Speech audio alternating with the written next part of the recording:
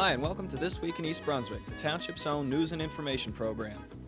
This week we'll continue with our series on the historic sites in Middlesex County with a visit to the Lakeview Buckelew Mansion in Jamesburg. We'll hear from Judy Lebline, Director of Parks and Recreation, and from 3 members of the Volunteer Teen Library Corps. On our regular features, Middlesex County Agricultural Agent Pegi Ballister-Howells shows us how to plant in containers. On Health Facts, Dr. Sandy Milgram brings information about melanoma. And on Consumer Aware, Adrian Eisner offers suggestions for planning a vacation. We'll follow up with a brief review of the last Township Council meeting. But first, we'll take a look at programming on Channel 8 next week. We'll begin the week at 10 a.m. Monday with Lenore Kulik demonstrating exercise for all body toning on Look Great, Feel Great. At 10:30 on Target, Paula Durant continues the Township's Holocaust Remembrance with stories from survivors. At 7 Tuesday night, In Print comes from the city of Beverly Hills with host Michael Cart. At 7:30, Ken Shalhoub investigates Epstein-Barr syndrome on Let's Talk Health. And on You and Your Money at 8 p.m., Paul Hansen discusses variable whole life insurance with his guest, Robert Dornfeld. At 3 on Wednesday afternoon, we'll show stories from the library. And at 7:30 Wednesday night, Spotlight on Education focuses on the kindergarten program in East Brunswick. At 8:30, Pegi Ballister-Howells presents a Channel 8 special edition on composting. And we'll return at 7 and 8 p.m. next Thursday night with an all-new edition of This Week in East Brunswick. And be sure to check the Channel 8 program guide for repeats of all of our shows. You needn't leave the county for a visit into the past. 10 minutes from East Brunswick, in neighboring Jamesburg, is the Buckelew Mansion, which originated from a one-room home dating back to 1690. Stay with us for a tour of this historic treasure by Marcia Kirkpatrick, President of the Jamesburg Historical Association. Lakeview, or the Buckelew Mansion as it is known, is a house of many windows from which many different people have watched or been watched during the ever-changing life of Jamesburg for 3 centuries. I am Marcia Kirkpatrick, the Jamesburg Historical Association President, and I want to welcome you today on this tour of our beloved house. This originally was a farmer's house, a one-room house. You can see the low ceilings, this fireplace with its beehive oven. At one time, this was all boarded up, and when it was unboarded, we found all the cranes, kettles, pots, and memorabilia. This beehive oven was used to bake bread. The fire was made in the top, and when it was good and hot, the ashes were taken out and put in the oven below.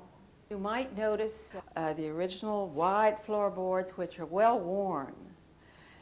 The windows with their original glass, many of the were the hand-blown glass, and they've lasted through the years. The room in the back was added on shortly thereafter and was a parlor and bedroom. There probably was a ladder leading up to a loft upstairs where the family slept. James Buckelew, who was a descendant of Scottish immigrants, bought this house in 1832 and immediately started adding on. He added the wide front hall and this double parlor in which you see the 2 marble fireplaces. Note some of the woodwork, and there's Mr. Buckelew's picture. Mrs. Buckelew added the 3rd floor, the conservatory, and the 2-story west wing. Now we will leave these Victorian parlors and go out into the conservatory, which was built by Mrs. Buckelew. In the conservatory is housed the Lincoln coach, in which President Lincoln rode on his way to his inauguration in 1861. The politicians asked Mr. Buckelew if he would provide the coach, which had 4 Arabian steeds pulling it, to transport Lincoln from the Trenton station to the State House to make a speech. He gladly provided it. And we have kept this coach and used it in every parade for many, many years since then. In this house of 23 rooms, there are many, many bedrooms, some of which have been restored and some haven't. This one, which is in the west wing, was one of the latest that Mrs. This is the one built by Mrs. Buckelew. And you will notice this niche in here, which was especially designed for this Victorian bed. In this room, there are Mrs. Buckelew's trunk, one of the baby's cribs, the lovely marble-topped Victorian furniture, their costumes, which were worn during that period. This room was built by Mrs. Buckelew in the late 1800s, and everything in it is period Victorian. If you would like to see this house for yourself, we would cordially invite you to come on the 15th of August, when we will have a house tour, and we will also have a concert by the Blauenberg Band. It will last from 1 until 4, and it's open to everyone. Also, I must mention that this is in conjunction with the Borough Centennial Celebration, which will start with a parade down Railroad Avenue and continue up to Thompson Park. Thompson Park, there will be festivities all day long. There will be all kinds of music. There will be food, balloon rides, and it will be capped by fireworks in the evening. We are located, the Buckelew House is located at 203 Buckelew Avenue, right off of Lake Manalapan. Hi, I'm Judith Levline, Director of Parks and Recreation here in East Brunswick, and I'm with some friends having a terrific picnic lunch out here in one of our many parks. They're eating all the food. We just have a problem here in the Parks Department that we need some help with, because there's nothing nicer than a picnic lunch, but if there's litter, or if some of the folks don't curb their dogs when they walk them out in our parks, it could be a problem. Not only is littering or the pooper scooper a law, it's also being a good neighbor. So why don't you help us out? Keep the parks clean so we can all have terrific picnic lunches. I have to get back. There's nothing left.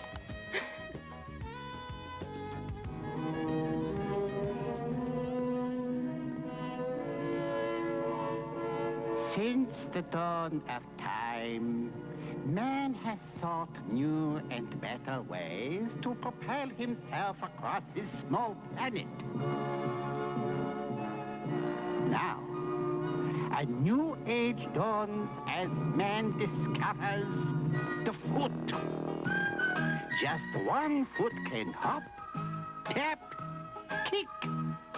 2 feet can walk, skip, run. A small hop for one man, a great step forward for mankind. This message was brought to you in the interests of the better use of feet. A message from the NRPA and your local recreation and park agency. Hi, this is Peggy Ballister-Howells, Middlesex County Agricultural Agent. And today we're going to talk about a kind of gardening that is particularly useful for people with very small spaces, like me. We're standing here in my driveway, which unfortunately is the sunniest part of my entire yard. And in order to make use of that, I've done some planting in containers. Now, container gardening really does expand the amount of space you have to garden. But not everything works in containers, but a lot more things work than you would think of. First of all, we have here some peppers. This is a new variety of pepper that actually gets a very dark purple, almost black pepper. You can see I have 3 of them in different containers, and we are getting some nice peppers. They still have some room to go in order to be large enough to harvest, but they're coming along nicely, and I should get a nice harvest of peppers from these. To my right, over here, I have a rose bush. Now, this rose bush is not doing as well as I would like. It's been kind of a rough season for roses with all this hot weather, but it has another nice bud coming, and as you can see as I prune off the dead ones, that it had a number of blooms earlier this year. It needs to be cut back in this early spring before the new growth comes out, just like any other rose, and I store it in the winter in my garage, and it seems to be doing very nicely for the last 3 or 4 years. Next to the rose bush is, believe it or not, a nectarine tree. It is a genetic dwarf nectarine tree, but it does produce nectarines. There are some on there. They need to get a little more size on them, but they are turning that nice bright red, as you can see. They're very tasty. I had them last year. This is the 2nd year they bore fruit. The tree doesn't get a whole lot larger than that. It reaches a maximum height of about 3 or 4 feet and began producing fruit in its second year. Now, if you're going to have a container to plant in, these 5-gallon buckets are wonderful. Make sure you put plenty of holes in them. You can see that I put holes in all over with a nail so that you have drainage. Unfortunately, those nail holes are small enough that they can get clogged. So in order to prevent clogging, we use packing noodles, the little white things you get when wonderful goodies arrive in the mail. And this will allow for drainage in the bottom. Okay, after you get all these noodles on the bottom, you'll put your soil in. Another advantage to the noodles is that they are much lighter than soil and make it a lot easier to move the bucket around. Okay, so here we have the noodles in the bottom. Now the final bucket will look like this, which has the soil already in it. And of course, this is when you would plant. Now here I have some squash plants. This is some zucchini seeds, and this is straight neck yellow squash. And the reason I've selected these to plant in the buckets at this time of year is that they only take 47 days before you can harvest, which is not a very long amount of time. So even though this is the middle of the summer, you'll still be able to get a harvest out of planting in the bucket at this time of year. Another significant advantage is that we've missed the cycle of the squash vine borer, which finishes laying its eggs sometime around the end of July. So you'll be able to plant them and not have to worry about those nasty creatures. Okay, I'm going to plant the zucchini, just because I like them better. I'm going to plant 5 seeds in this one bucket. Now certainly we don't need them all to come up, but just in case they don't, we'll have the extras and we can thin them out later. I would say 1 or 2 in this bucket is sufficient. And you plant them in a circle, about a ½ inch down. And then of course they need to be watered in, and it won't be long before we have zucchinis coming out of that bucket. Now, one of the most fun and novel things you can do is something that you may never have seen before. Now what I have here is a very heavy bag of potting soil. Now the reason it's so heavy is that it's filled with water. And I put a little hole here and I filled it with water. And you do that because potting soil, this pro-mix type, which is a peat moss mixed with vermiculite, repels water when it's dry. So I filled it up with water all the way to the top so that it has the opportunity to become saturated. Now I'm going to poke a hole in this end so that the excess water can come out. Now this will also provide drainage later on. As you can see, there's not much coming out because it's absorbed so much. Okay, I want to shake it down so it's even. Okay, now this is the fun part. Close to the edge, you make little X's in the bag. And you make them maybe, I'd say about 8 inches apart.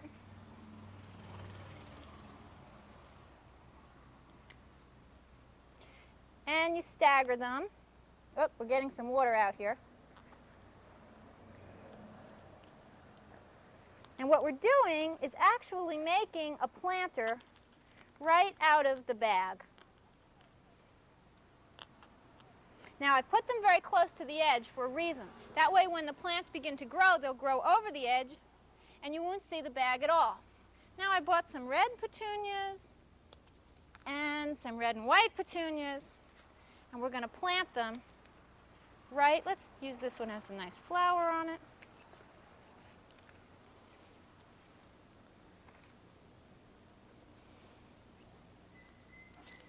You just squish it around so there's enough room. You open up the little flaps.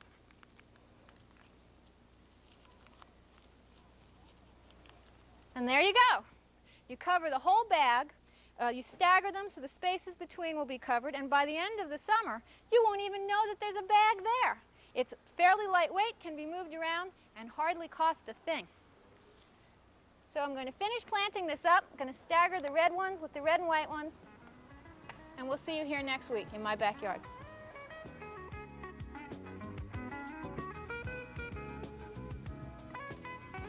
Ah, we have finally found you, you nut. Ah, yes, what an exciting moment it is. We have tracked you since you stole Agatha Christie 4 years ago, you nut. You are now ours. But how did you find me? Well, if you must know, Holmes used his secret weapon. Right, Holmes? Elementary, my dear Watson.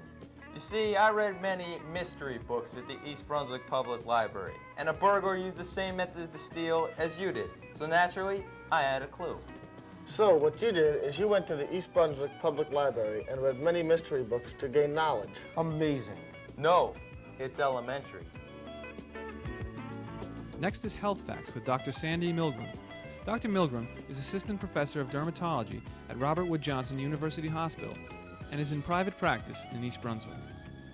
Today I'd like to speak about melanomas, which are a type of skin cancer, and a newly recognized type of cancer or mole called dysplastic nevus. Now, the worldwide incidence of cutaneous malignant melanoma has been rising steadily for the last 40 years. In fact, it seems to be doubling every 10 years.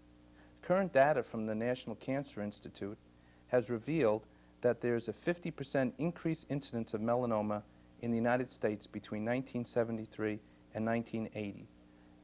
Dermatologists and other scientists who study moles feel that this increase has resulted from the increased amount of time that people have spent in the sun over the last 20 years.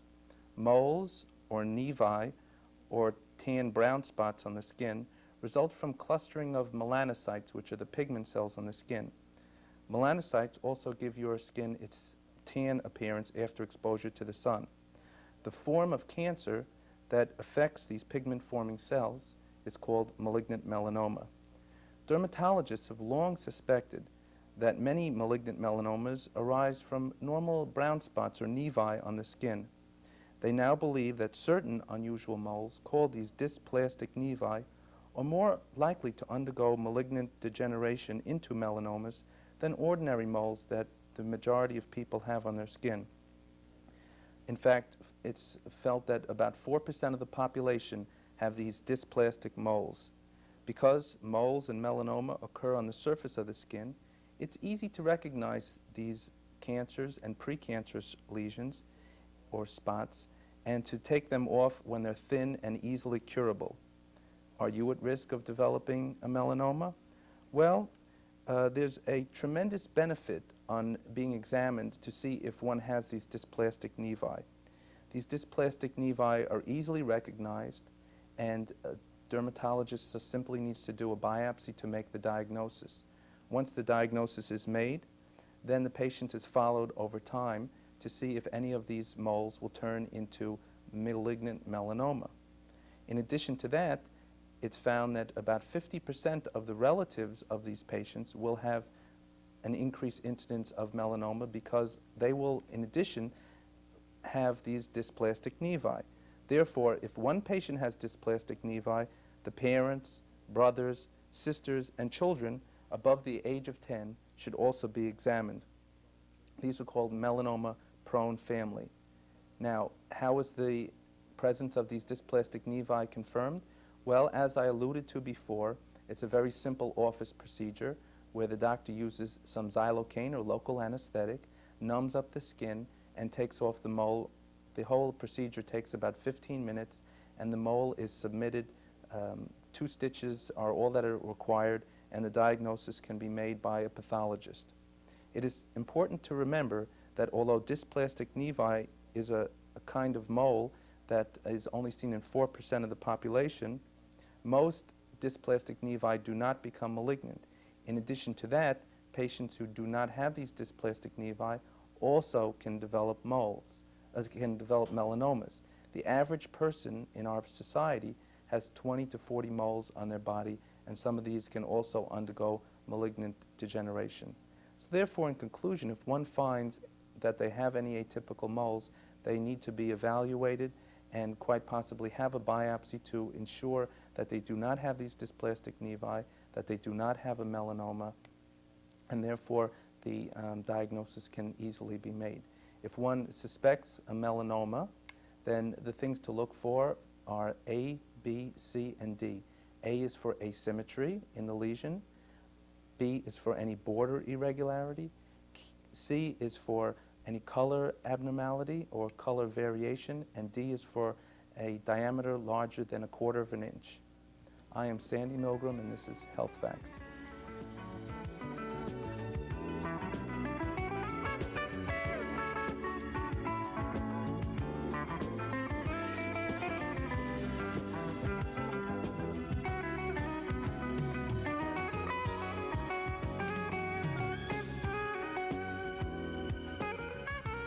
Hello, and welcome to Consumer Aware. I'm Adrienne Eisner, Director of the East Brunswick Consumer Affairs Office. Planning a vacation this summer? Here are some travel pointers. Before your trip, here is what you should do. Make sure you understand what is included in the price and what is not included. Don't be afraid to ask questions. Make sure you understand all the terms and conditions which apply to your booking, especially the sections on refunds and cancellation penalties. Make sure that these are in writing. If you are told something that is not in any of the printed material, ask for the seller to put these statements in writing. If you have special physical or dietary requirements, check to see whether these can be accommodated. Reconfirm with the airline or your travel agent on the morning of your flight to make sure that it is operating on schedule. Here are some pointers to follow during your trip. If you have a problem, speak up. Immediately bring the matter to the attention of those in charge. Keep notes which include the names of the people with whom you speak and the date, time, and location of said conversation. Keep all receipts if you have to spend any additional money. If your baggage is lost or delayed, immediately make a claim with the airlines to protect your rights. Be sure to obtain a copy of the claim form and retain it for your own records. If you have any further questions or need additional information, please contact us at the East Brunswick Consumer Affairs Office. We're in the office Monday through Friday from 9 a.m. until 5 p.m. The telephone number is 390-6954. Thank you for joining me on Consumer Aware. See you again next time. At Monday night's Township Council meeting, several ordinances and resolutions were adopted. The Council adopted an ordinance which revises the structure of the Division of Recreation and Parks and the Division of Public Works and Water Resources. The new law puts the Division of Recreation, the Division of Parks, the Office on Aging, the Arts Commission, Youth Programs, and the Community Beach Utility under the Department of Recreation, Parks, and Community Services. The Division of Public Works and Water Resources was also restructured. The changes were made to make the departments more efficient. The Council also revised the Parking Utility Ordinance, which should also improve efficiency. And on first reading, the Council supported by a 3-2 vote a resolution that appoints a member of the Board of Education and a representative from Edgeboro Disposal Incorporated to the Ad Hoc Committee for Route 18 improvements. Councilman Joseph Hudak and Russell Walker voted against the resolution, stating Edgeboro had no right to be represented. And on first reading, the Council supported an ordinance which would limit the size of commercial buildings permitted in the town green area. This will be considered for final approval in 2 weeks. That's all for this week, and thanks for watching.